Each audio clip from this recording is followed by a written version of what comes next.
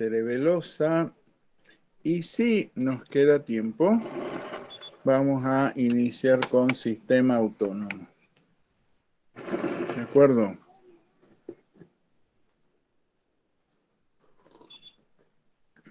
Comenzamos en unos minutos.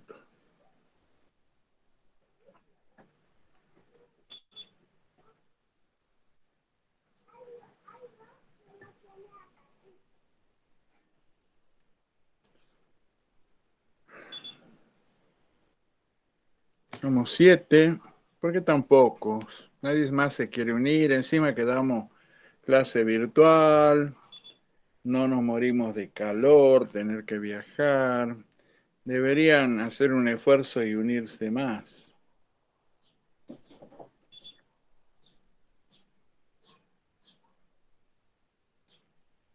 Bueno, comenzamos entonces.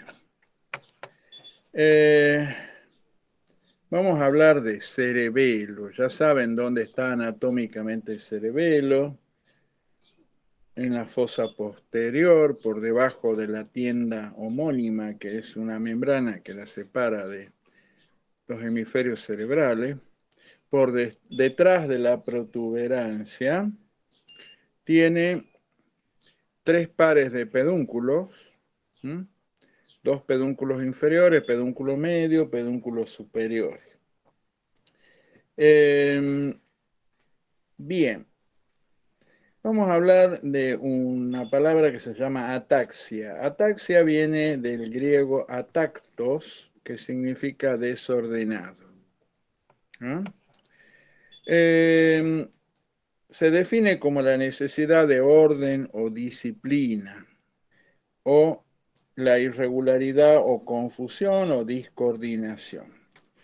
En otras palabras, se usó en el pasado extensamente la palabra ataxia, no solo en el ámbito de la neurología, sino en la cardiología, por ejemplo, para describir situaciones en la cual había una irregularidad, un desorden de alguna de las variables fisiológicas. Por ejemplo, una forma de arritmia bastante común y muy irregular, que es la fibrilación auricular, en la cual la aurícula pierde su sincronización eléctrica y en lugar de contraerse en bloque se contrae fibra por fibra, produciendo un ritmo caótico ventricular. Eso se lo denominaba ataxia cordis, por ejemplo. No se sabía qué la causaba. Después se descubre los mecanismos fisiológicos y pasó a llamarse, dejó de ser ataxia cordis, pasó a llamarse fibrilación auricular. Bueno, entonces se aplicó frecuentemente a la función de diversos órganos, que se produce generalmente, bueno, acá describe lo que les acabo de decir. El diccionario médico de Dorland, les hablé del diccionario de Dorland, ¿no? Lista 36 usos del término ataxia y no es exhaustivo. Los usos incluyen ataxia vasomotora, por ejemplo, situaciones en las cuales la termorregulación se da en forma irregular, desregulación del ritmo cardíaco y así también varias ataxias neurológicas. Muchos de estos se han sido abandonados a medida que la adecuada comprensión de los mecanismos involucrados en cada caso permitió el uso de la terminología más específica. Ahora, ¿en qué caso lo usamos en neurología? El término se usaba y todavía se usa para describir los movimientos que son irregulares y desordenados en cuanto a dirección, proporción, rango, a pesar de normalidad de la fuerza muscular. Entonces, cuando tengamos conservada la fuerza muscular, pero tengamos alterada la precisión de los movimientos. Ejemplo, si yo voy a agarrar un vaso, puede ser que me pase de largo, que me quede corto. Además, mis movimientos van a ser temblorosos e imprecisos. En ese caso vamos a hablar de una ataxia motora, ¿sí? Que ya vamos a ver por qué se produce. Pero la fuerza está conservada. Esto distingue a la ataxia de la parálisis, ¿no es cierto? Y la distingue de la apraxia. Ya hablamos de la apraxia. La apraxia es un desorden en la planificación de movimientos complejos, eh, cuya planificación, valga la redundancia, se realiza en áreas de asociación del lóbulo parietal izquierdo. Eso ya lo vimos. La fuerza está conservada, pero cada uno de los movimientos simples se va a realizar con precisión. En cambio, la ataxia, acá el desorden va a estar en los movimientos simples. Van a ser imprecisos en cuanto a alcance, velocidad, y además frecuentemente van a estar acompañados de un temblor. ¿De acuerdo? Bien. En ambos casos, tanto en ataxia como en apraxia, los responsables son lesiones supraespinales, o sea, toda el sistema motor, las unidades motoras y las vías motoras van a estar indemnes. ¿Se entiende hasta ahí? Bien, por ende no va a haber paresia y tampoco va a haber, digamos, alteración de los reflejos patelares, del tono muscular, no va a haber rigidez, ninguna cosa rara en cuanto a lo motor. Solo imprecisión, en el caso de la ataxia, de los movimientos simples. ¿Se entienden hasta ahí? Bien.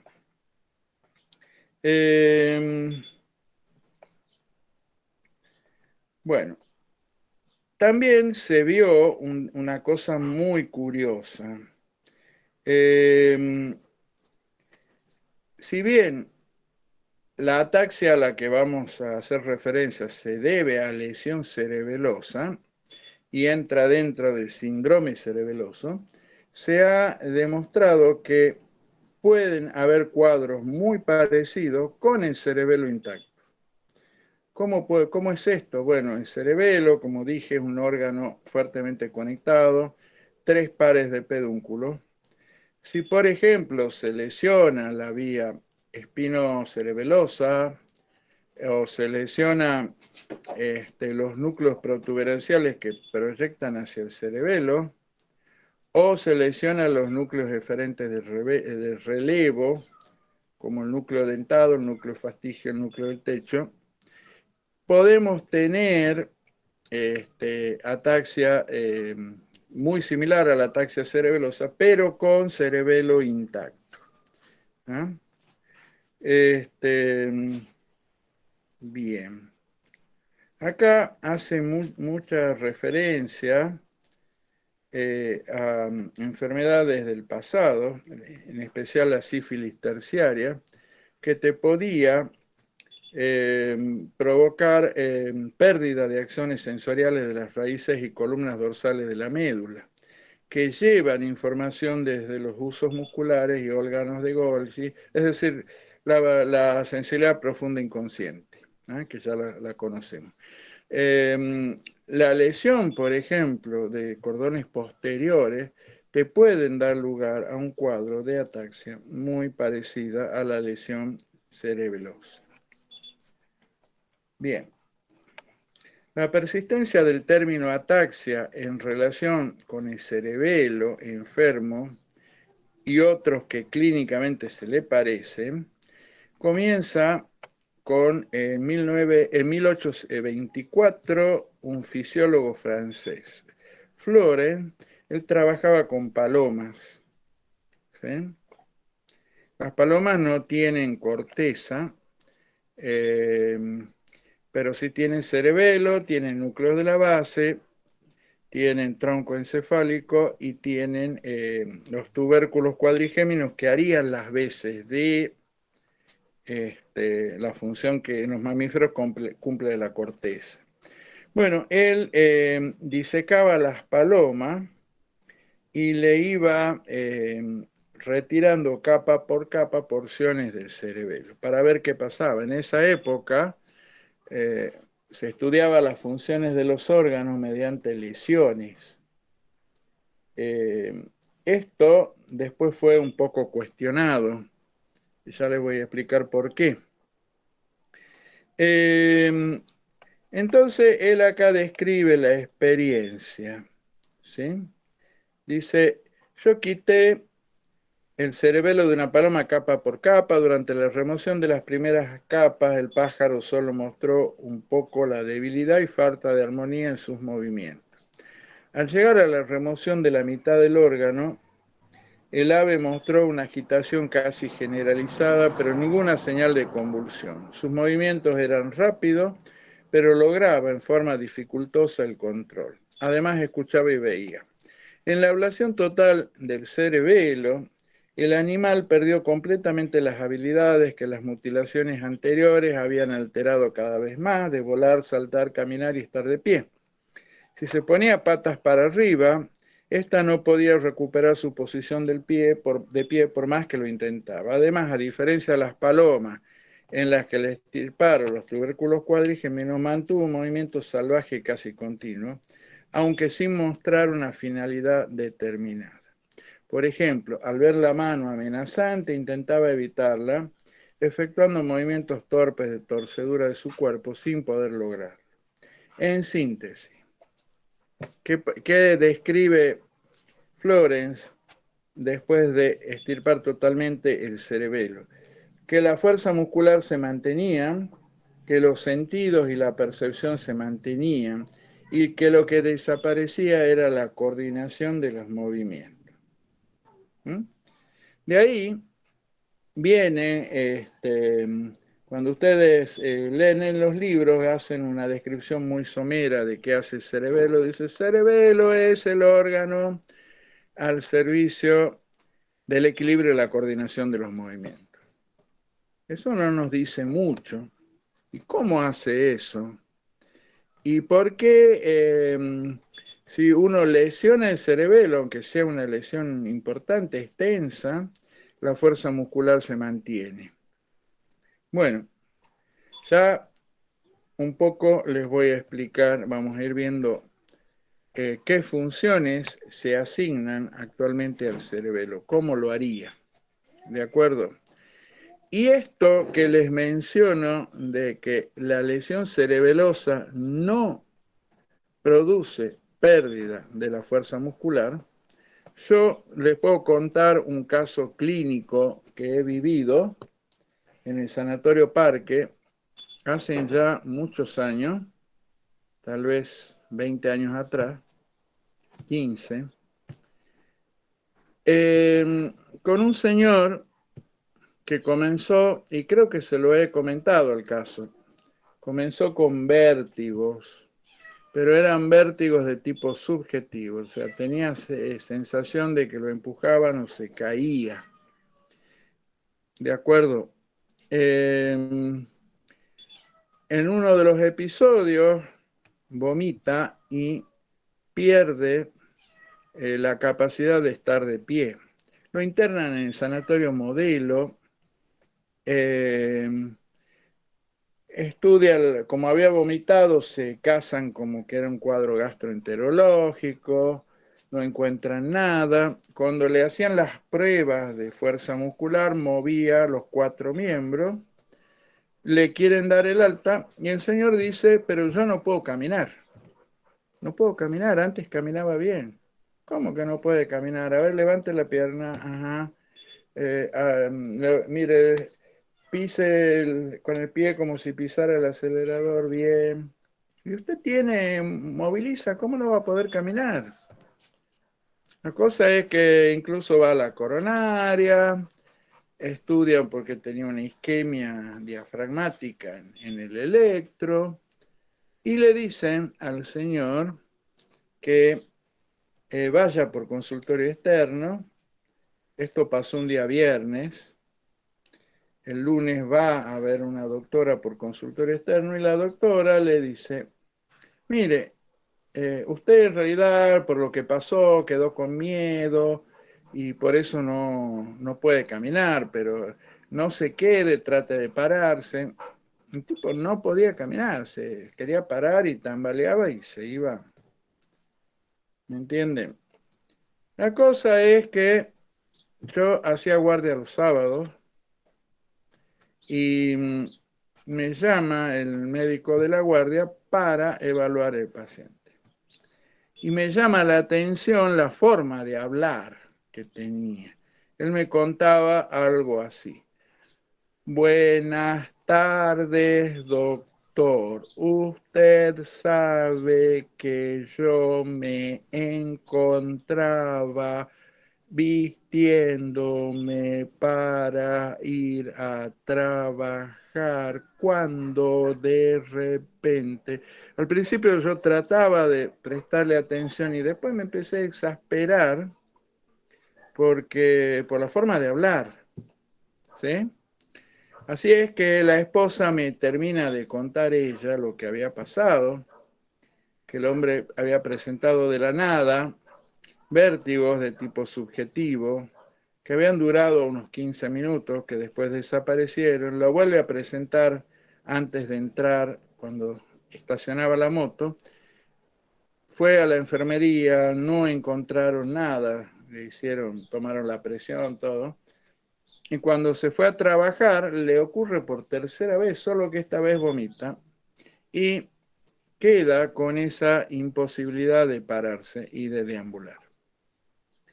Yo lo veo después el sábado, ya habían pasado 8 días, y cuando le hago la prueba cerebelosa, ya me llamaba la atención la forma de hablar. Esa forma de hablar es típico de la lesión cerebelosa.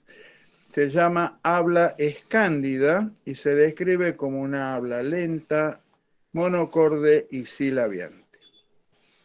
Muy característica. Habla escándida. Le hago hacer una tomografía, un tremendo infarto cerebeloso. O sea, un montón de médicos los han visto, todos se han comido el infarto cerebeloso. ¿Por qué? Porque no le habían dado bola a lo que él relataba. Es un ejemplo de una historia clínica mal hecha, porque él hablaba de los vértigos y no le llevaron el apunte, o sea, no los consideraron importantes. ¿Ah? ¿Y cómo se presentaron los vértigos? Que claramente eran eventos isquémicos transitorios que terminaron después en un infarto cerebeloso. ¿Y por qué? La lesión cerebelosa no produce signos de foco, no produce debilidad motora. Eso es importante. Lo mismo que Florence describía las palomas. Bueno, acá fue la primera vez en que se asigna una función específica a un órgano. Dice, como hay discoordinación, seguramente el cerebelo coordina, ¿no es cierto? Después, esto se llama un poco la teoría localizacionista de las funciones cerebrales. Hoy por hoy no se da tan por sentado porque es como, a ver, para que ustedes lo entiendan, le voy a hacer un ejemplo con un monitor de computadora. Ustedes tienen un monitor y rompen una resistencia de la fuente de alimentación. Como consecuencia de eso, el monitor empieza a ondular la pantalla, la imagen. Entonces ustedes concluyen, esa resistencia lo que hacía era evitar la ondulación. Y nada que ver. Esa resistencia formaba parte del circuito de realimentación de la fuente. La fuente había perdido la regulación, había sobre las tensiones de alimentación había montado una componente de alterna que me daba la ondulación. Ahora, ustedes imagínense si eso pasa con un monitor, imagínense lo que es con el cerebro. Entonces, estudiar las funciones mediante lesión. Y lo único que me dice es qué hace el resto cuando ese órgano falta, ¿ah? O deja de funcionar, que no es lo mismo. Bueno, después de Florence viene otro fulano que se llamó Luigi Luciani, que era un italiano, y este hace un trabajo bastante más extenso, diseca en mayor número de palomas y utiliza también otros animales, ¿sí? Y empieza a describir algunos signos que aparecían en los animales lesionados. Habla de la dismetría, como, por ejemplo, como la dificultad para alcanzar un blanco. El rebasamiento le llama hipermetría e hipometría al déficit de recorrido. Habla de astasia. Astasia viene de estasis. Estasis significa posición. ¿Qué sería la astasia? Sería la imposibilidad de mantener una posición de firme estable. O sea, el paciente con lesión cerebrosa y que tiene astasia se pone firme y va a tambalear. Y acá me es útil la prueba de Romberg, porque el paciente con lesión vestibular también va a tener astasia. Solo que la prueba de Romberg va a ser positiva en el vestibular, negativa en el cerebeloso. Ya habíamos visto que para mantener la postura intervenían tres sistemas: la vista, el laberinto y los receptores musculares y articulares profundos. En ningún lado dice que el cerebelo sea parte del mantenimiento de la postura. ¿De acuerdo? Hasta ahí me van siguiendo. Bueno, entonces, astasia, ¿sí? También habla de la abasia, de base o paso, que es la marcha insegura y vacilante que tiene el paciente con lesión cerebelosa. ¿Mm? El desorden, estos movimientos imprecisos, pueden involucrar cualquier parte del cuerpo, aunque se manifiesta muy claramente en las articulaciones proximales y en los movimientos de articulaciones múltiples.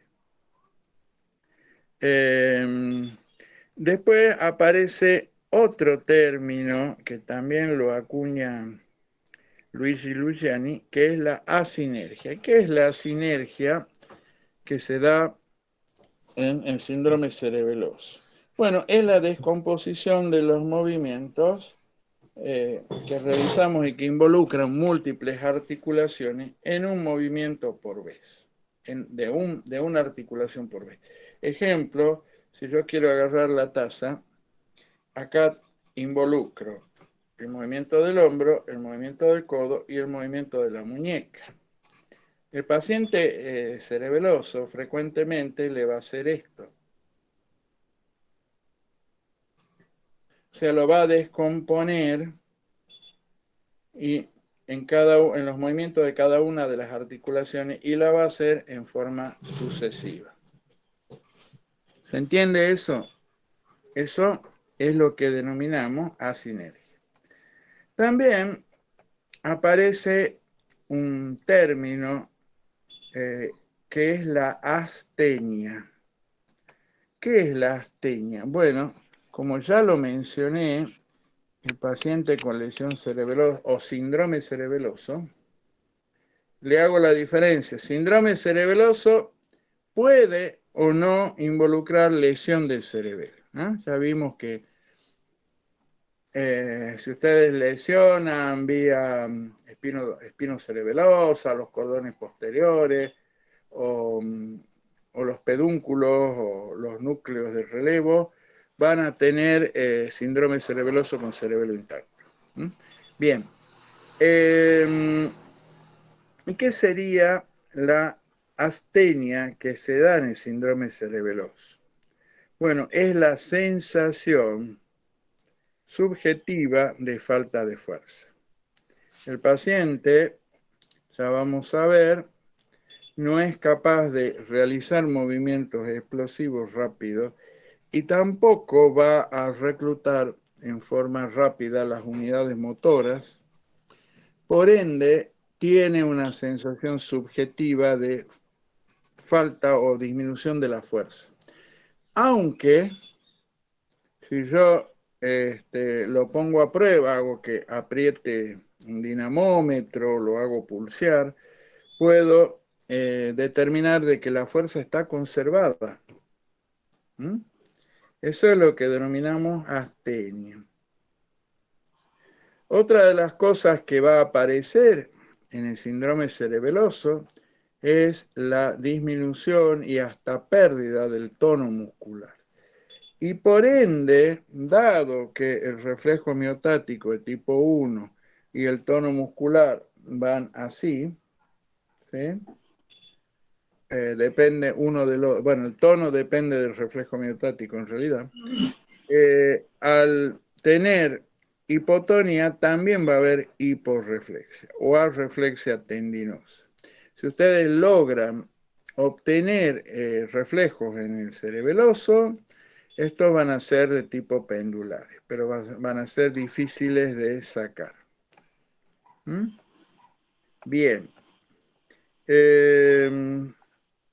Otra de las cosas que ya había notado Luigi Luciani y que después lo describe muy bien un neurólogo inglés, Gordon Holmes, que trabajó con soldados heridos durante la Primera Guerra Mundial, es el carácter transitorio de los déficits. Con esto, ¿qué les quiero decir? De todos los órganos que ustedes consideran, todas las eh, estructuras del sistema nervioso, mejor dicho, el cerebelo es la que tiene mayor capacidad de plasticidad neuronal. Va a tener una capacidad extraordinaria para recuperarse del daño. ¿De acuerdo? ¿Y a qué se debe eso? Bueno, cuando ustedes tengan una lesión cerebelosa y tenga que aplicar el mecanismo de plasticidad neuronal, resulta de que toda la corteza cerebelosa, toda, es igual.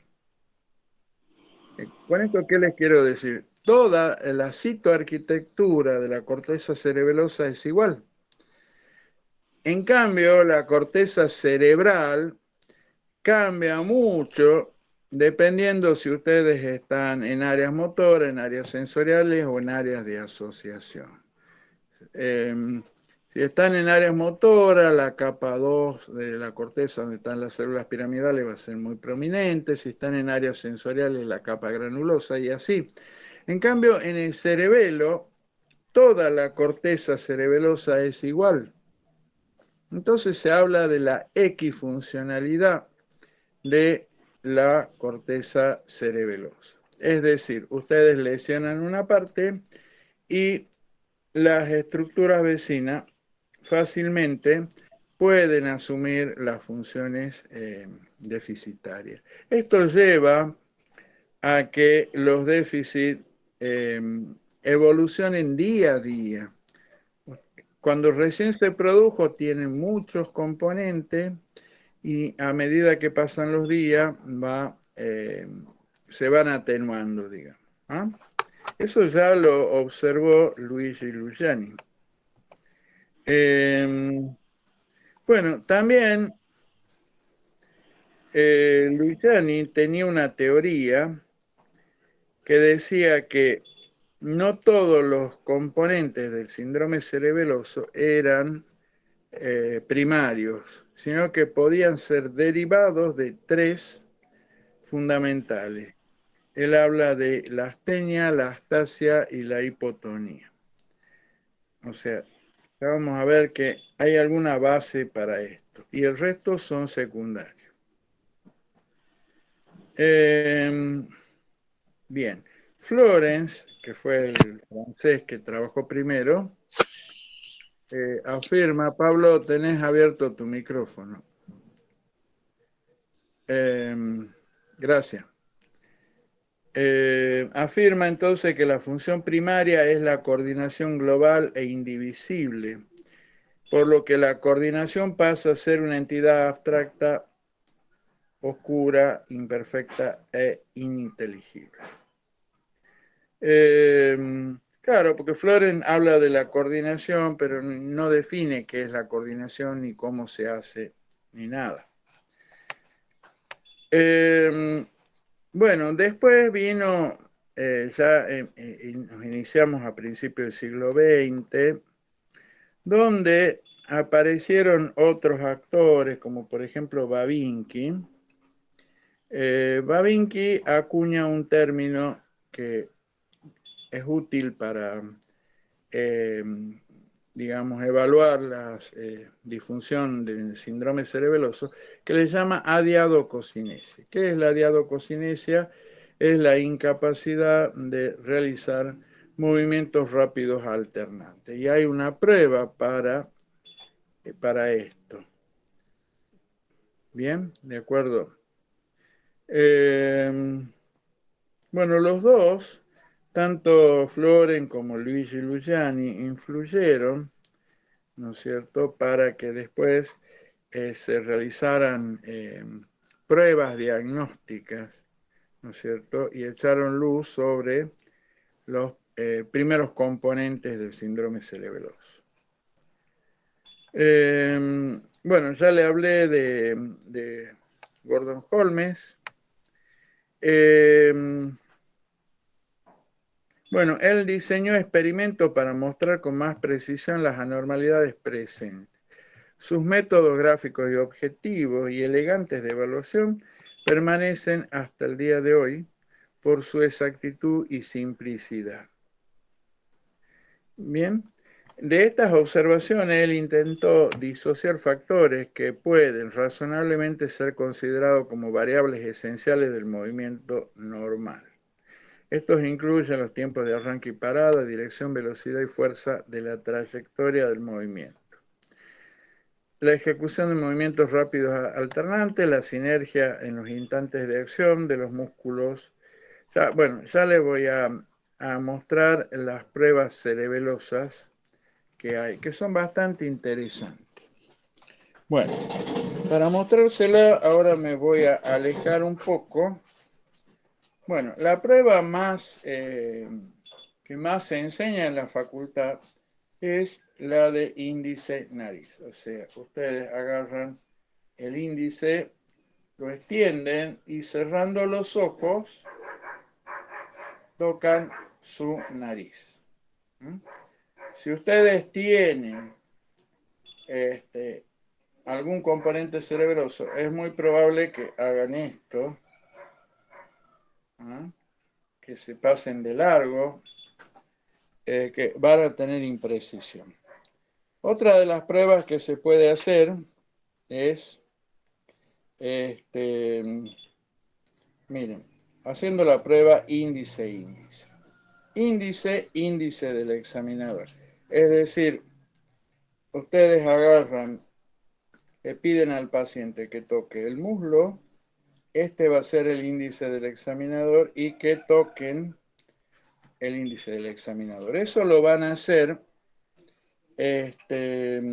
acá ya no usan la propiocepción, sino que usan la vista para hacerlo.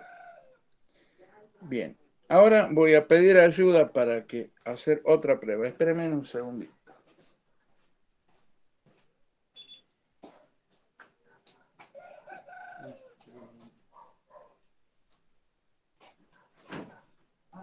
Carolina, esta no es una prueba cerebelosa.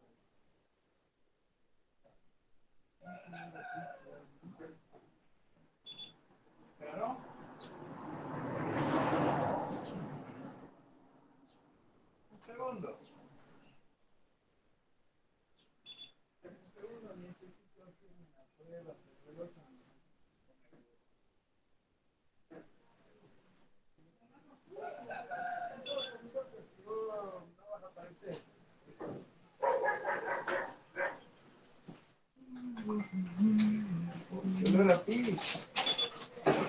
Bueno,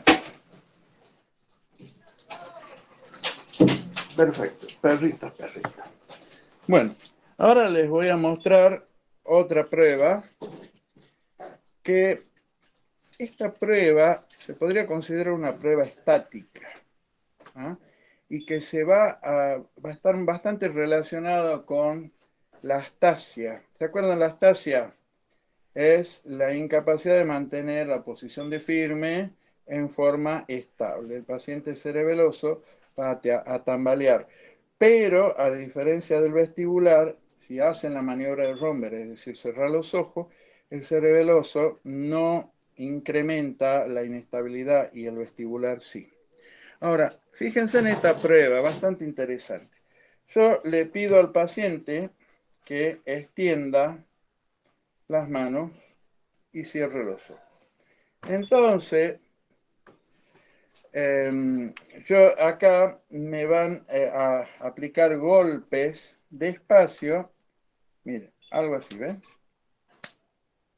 Sin que yo sepa, un golpe breve, no apoyando, y fíjense en lo que pasa, en otra dirección. Bueno, bueno, ahí nomás. Cuando ella me golpea, yo rápidamente vuelvo a la misma posición. ¿Mm? Ahora, voy a simular que yo tengo un síndrome cerebeloso. Entonces ella me va a golpear y yo voy a hacer esto. A ver, golpeame una sola vez. Voy a oscilar y no voy a volver a la posición. Pero tenés que hacer un golpecito suave, así. ¿Ves? Algo así. O sea, cuando me golpeen, voy a oscilar. Una persona normal prácticamente rápidamente se recupera. El cerebeloso va a hacer esto. ¿Ah? Va a tener un movimiento oscilatorio. ¿Qué pasa? Que es difícil que lo haga yo solo. Bueno, esa es otra de las pruebas. Otra de las pruebas que pueden hacer es la que ideó Babinski de adiadococinesis, que es la incapacidad de realizar movimientos rápidos y alternantes. Es decir, ustedes estiran los brazos y ponen palma contra palma y hacen esto. Observen. ¿Ah? Rápidamente. El paciente normal sigue la coordinación. El cerebeloso va a discoordinar uno de los, digamos que va a tener un síndrome hemicerebeloso del lado donde está, ahí va a discoordinar. ¿Se va entendiendo hasta ahí? Otra de las cosas que van a observar es el temblor. ¿Cómo es el temblor? El temblor es un temblor llamado intencional.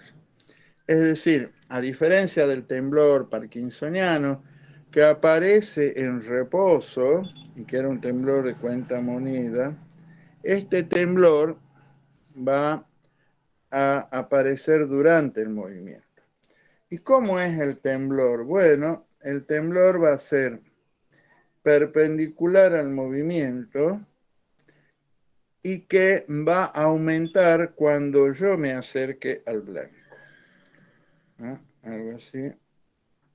¿Ah? Imprecisión al acercarme al blanco. Es de una frecuencia más baja que el temblor cerebeloso. ¿Mm? Otro de los componentes que vamos a tener es los reflejos patelares abolidos prácticamente, es decir, hay una hiporreflexia patelar. Bien. Y el tono va a estar prácticamente abolido también. Si ustedes logran, después de mucha insistencia, obtener el reflejo va a ser de tipo pendular, o sea, va a ser medio exagerado, y se va a mantener oscilando. ¿Mm? Hasta ahí me van entendiendo. Bueno, estas son algunas de las pruebas cerebelosas que se pueden hacer. Otra de las pruebas es la que describe Gordon Holmes, que es la de arranque parada. Les muestro. Yo, que no tengo componentes cerebelosas, voy a hacer un movimiento rápido. Observen. Bueno, lo puedo hacer. Ahora, imagínense que soy un cerebeloso. Cuando quiero hacer el movimiento, me va a pasar esto. Cuando quiera parar, va a quedar oscilando. Incluso lo puedo sensibilizar. Si no aparece en forma clara, puedo agarrar una mancuerna, algo más pesado, y hacer la prueba de arranque parada. Y esto se debe a que cuando yo mando a parar el movimiento en forma brusca, seca, ahí actúa el reflejo miotático oponiéndose para frenarlo. Si ese reflejo miotático de tipo 1 está muy disminuido, entonces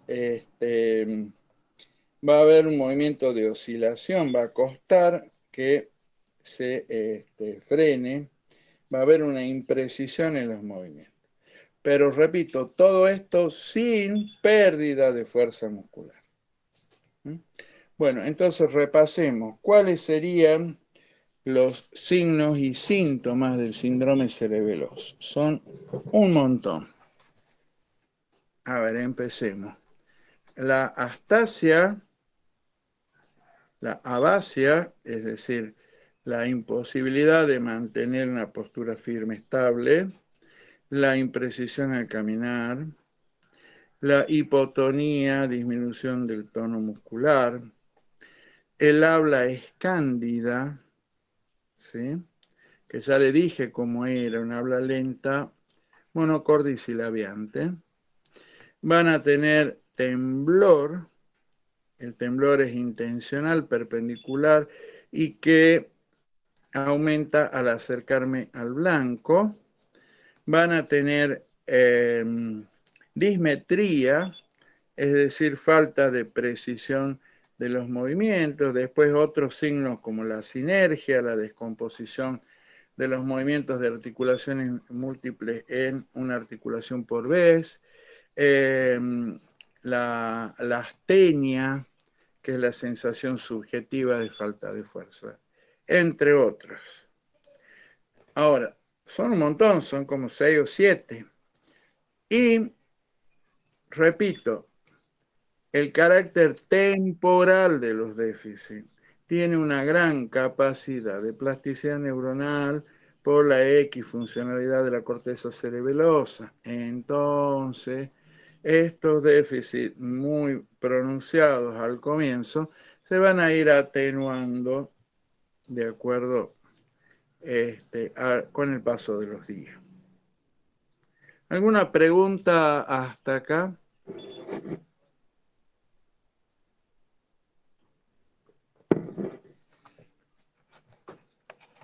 Bien.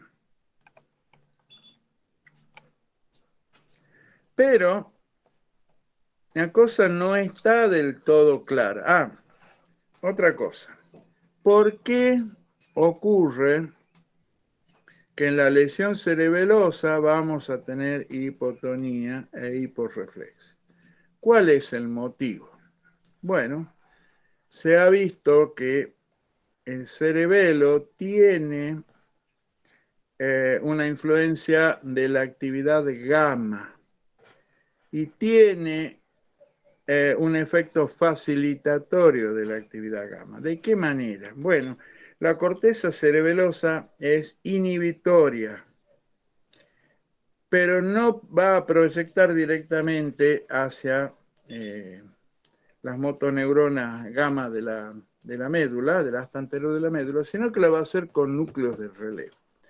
¿Cuál es núcleo?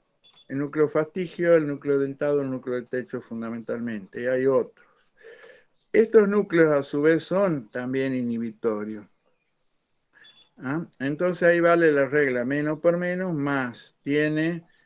Inhiben núcleos que están inhibiendo la actividad gamma, entonces dan un efecto facilitatorio de la actividad gamma, es decir, aumentan la actividad gamma. Si ustedes lesionan la corteza cerebelosa, van a tener disminución de la actividad gamma y por ende de los reflejos patelares y por ende del tono muscular. ¿Se entendió?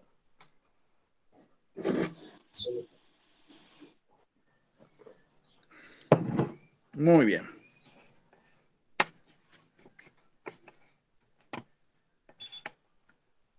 Bien, pero, a ver, esto no está todavía del todo entendido.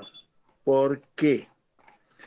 Porque tanto Florence como Luigi Luciani generaron escuelas, dos escuelas que son un poco no digo contrapuestas, pero sí que están un poco peleadas entre ellas. Por un lado, Florence afirma de que solamente la lesión del cerebelo prácticamente me va a producir cuadro cerebeloso. Mientras que Luigi Luciani afirma de que puede haber componentes del síndrome cerebeloso con lesiones motoras periféricas. Bueno, ¿qué evidencia hay? Bueno, Holmes concluye en 1939, estudiando enfermedades demielinizantes periféricas, que cada parámetro de movimiento pueden verse afectado si existe un retraso en la velocidad de conducción de solo 20 centésimas de segundo y que se parece mucho al cuadro cerebeloso. Hay evidencia también de que si ustedes realizan una actividad, estoy hablando de una persona sana, realiza una actividad muscular muy intensa, después pueden aparecer componentes del síndrome cerebeloso, como por ejemplo el temblor y la dismetría. Pero esto se deben exclusivamente a que hay un aumento, una disminución, mejor dicho, de la velocidad de conducción de las motoneuronas alfa y gamma, ¿sí? O sea, un aumento de la latencia. O sea que Gordon Holmes tenía razón. Esto un poco va a favor de lo que decía Luigi Luciani, que no solamente el cerebelo tiene que ver con la coordinación, sino que hay otras estructuras que también tienen que estar en armonía.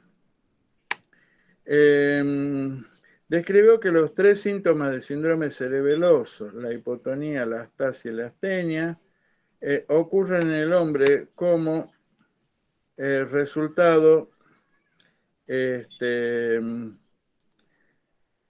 esto fue, ¿cómo se llama? Flores. Decía que solamente pueden ocurrir con lesión cerebelosa, ¿no es cierto?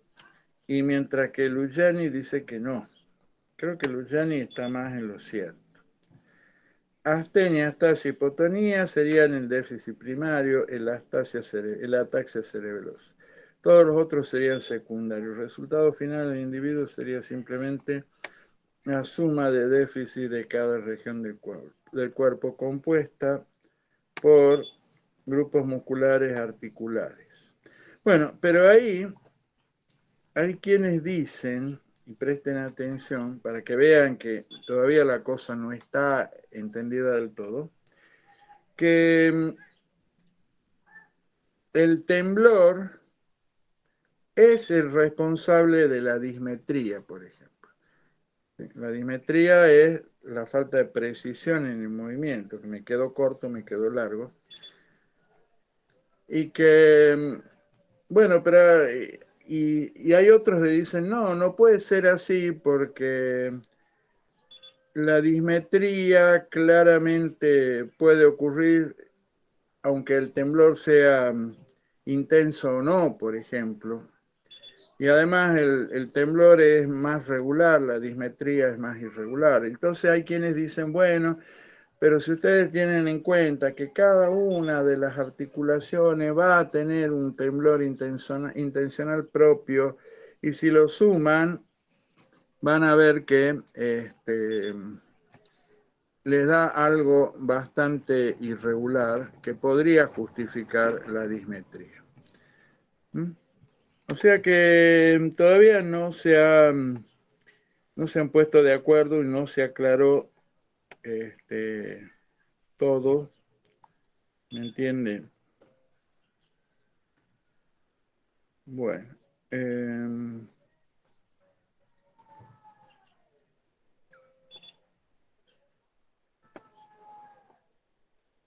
entonces la mayoría de los investigadores ahora eh, dicen, la pregunta es si la oscilación provocada por el temblor de los músculos y articulaciones es en sí mismo la causa de la ataxia. Carrera y Metter sostienen, al igual que la mayoría de los investigadores, que la ataxia cerebelosa y el temblor son debido a mecanismos fisiopatológicos distintos.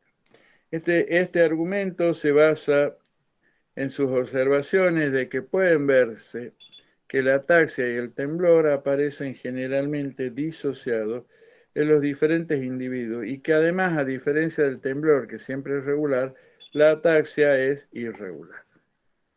Bueno, hay quienes dicen que, como le dije, la ataxia es consecuencia del temblor de cada una de las intencional de cada una de las articulaciones involucradas, y hay otros que dicen que no, que ocurren por mecanismos distintos. Bueno, eso ya lo explicamos. Ahora veamos las teorías actuales acerca de la función del cerebelo. Los recientes estudios han apuntado a responder la pregunta, ¿cómo coordina el sistema nervioso los movimientos y de qué forma la lesión sensorial o el daño cerebeloso pueden llevar a movimientos incoordinados, ataxia o temblor? Algunos investigadores siguen todavía pensando en el papel del cerebelo propuesto por Luciani y Holmes de reforzador tónico. ¿Qué es esto? Bueno, ellos decían que el cerebelo, al igual que los núcleos de la base, recibían aferencia desde la vía motora corticoespinal y que entregaban una respuesta motora que reforzaba la actividad, esa actividad aferente, como una especie de feedback positivo. ¿Ah? Bueno, en este papel el cerebelo ejercería un efecto de refuerzo tónico de otros generadores de la corteza motora, el vestíbulo y la formación reticular, mediante su refuerzo motor cortical. Como tal, sería responsable del ajuste fino motor de estas estructuras para que éstas respondan óptimamente a los estímulos aferentes no cerebelosos. Bueno, esa es una de las teorías. Otra de las teorías dice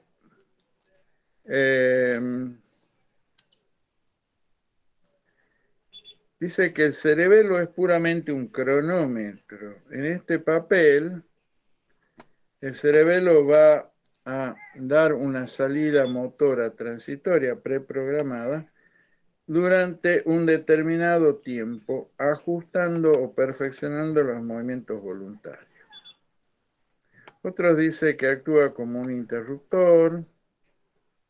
Bueno, pero de todas estas teorías, hay una teoría que sobresalió, que se impuso, y que es la que tiene la mayor evidencia incluso anatómica, que se llama la teoría de la copia eferente. Teoría de la copia eferente. ¿Cómo es esto? Bueno, tiene la mayor base anatómica. El cerebelo tiene 3 pares de pedúnculos. 2 pedúnculos inferiores, 2 pedúnculos medios, 2 pedúnculos superiores. El inferior y el medio son aferentes, el superior es eferente. O sea, por los 2 primeros llega información y del tercero superior proyecta información. ¿Se entiende? ¿Y qué hace el cerebelo? Bueno, se sabe que la vía córtico-espinal o vía piramidal, cuando después que en la parte media de la protuberancia, más o menos, hay pequeños núcleos dispersos, donde va a enviar colaterales. Esos núcleos van a formar un haz que a través del pedúnculo cerebeloso medio va a ir al cerebelo. Por otra parte, a través del pedúnculo cerebeloso inferior, va a recibir gran cantidad de información de receptores musculares y articulares, eh, digamos, por ejemplo, del Golgi, del uso muscular, receptores articulares que me dicen en qué posición están las articulaciones, etc. Toda esa información va al cerebelo por vía del pedúnculo inferior. En otras palabras, el cerebelo recibe una copia de la orden motora y, por otra parte, recibe una gran cantidad de información propioceptiva e inconsciente. O sea, todos los receptores musculares y articulares profundos informan al cerebelo. Y es un haz espinocerebeloso, 2 haces anterior y posterior bastante gruesos que van por los cordones laterales de la médula. Entonces, una de las ideas es que el cerebelo, ¿qué hace? Recibe una copia de la orden motora y recibe información propioceptiva. ¿Y qué hace con eso?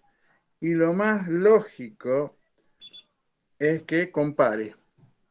¿Qué compara? Bueno, compara la orden motora dada, porque tiene una copia de la orden motora, de ahí el nombre de copia eferente, con la realmente efectuada.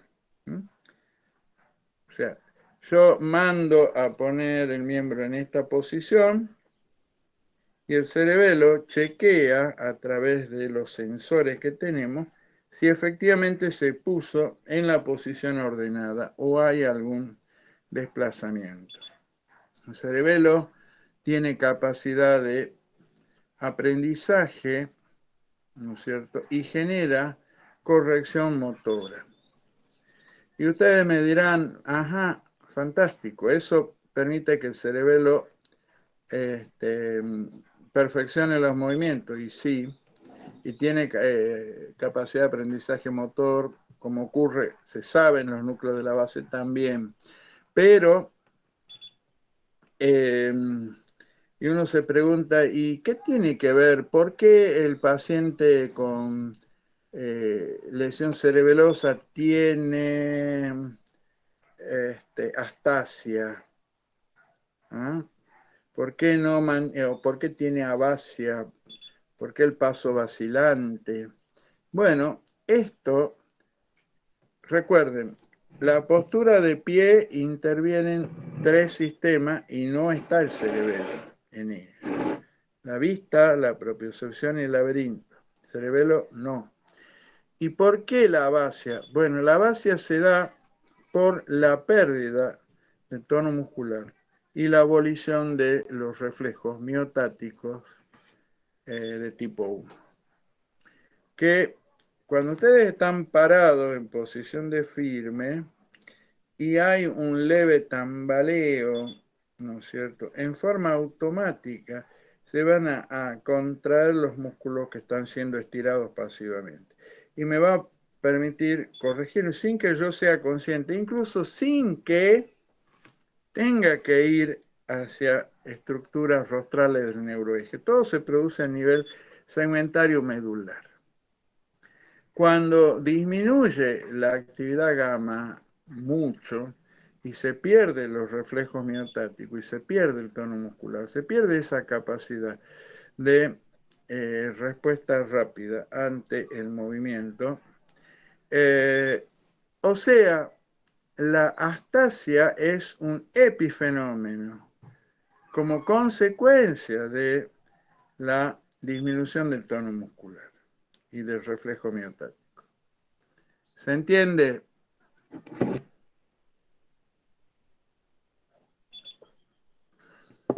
¿Sí o no? Sí, profe. Sí, profe. Muy bien, me gusta que me digan que sí entiende. Bueno, después aparece, después de la teoría de la copia eferente, se hizo en los últimos 30 años, digamos, se podría decir una actualización, una variante de esta teoría, con la nueva evidencia neurofisiológica, donde muestra que el cerebelo actúa como un computador con capacidad de aprendizaje, que hay un algoritmo básico que efectúa una correlación dentro del cerebelo entre un contexto conductual con un lado y una combinación de elementos dentro de la base de datos de patrones de generadores de modelos motores. Y finalmente los propios músculos. Es decir, el cerebelo, según esta teoría, no solo tiene capacidad de aprendizaje, sino que aprende patrones motores y no simplemente movimientos o posición, ¿eh? Sino patrones motores. Bueno, esto es lo que quería que sepan de cerebelo. ¿Eh? Bueno, muy bien. Ahora vamos a pasar a ver sistema autónomo. No quedó ninguna duda, ¿no? Autónomo. Bueno, descansen unos minutos y ya arrancamos con sistema autónomo.